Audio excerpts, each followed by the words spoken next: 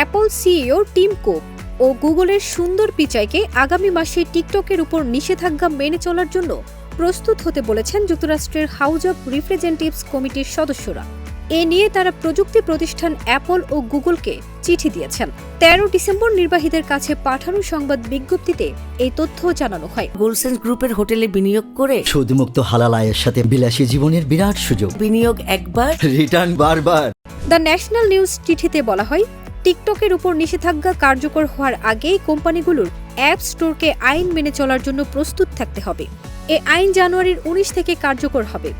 যুক্তরাষ্ট্রের ব্যবহারকারীদের উপর নজরদারির অভিযোগে প্রেসিডেন্ট জো বাইডেন স্বাক্ষরিত আইনের মাধ্যমে ভিডিও শেয়ারিং অ্যাপ টিকটক দেশটিতে নিষিদ্ধ হবে। আইনে বলা আছে, আগামী জানুয়ারির মধ্যে প্ল্যাটফর্মটি বিক্রি করতে ব্যর্থ হলে যুক্তরাষ্ট্রে অ্যাপটি নিষিদ্ধ করা হবে। এদিকে নিষেধাজ্ঞা এড়াতে শেষ আইনি লড়াই শুরু করেছে টিকটক। ১৬ ডিসেম্বর একটি ফেডারেল আদালতে আইন স্থগিতের আহ্বান জানিয়েছে বাইটড্যান্স মালিকানাধীন কোম্পানিটি। তবে গত শুক্রবার টিকটক ও বাইটড্যান্সের এ অনুরোধ নাকচ করে দিয়েছে আদালত। প্রসঙ্গত, চলতি বছরের শুরুর দিকে যুক্তরাষ্ট্রের কর্মকর্তারা সতর্ক করেছিলেন টিকটক ব্যবহার করে যুক্তরাষ্ট্রের নাগরিকদের উপর গুপ্তচর বৃত্তি করতে পারে বলে।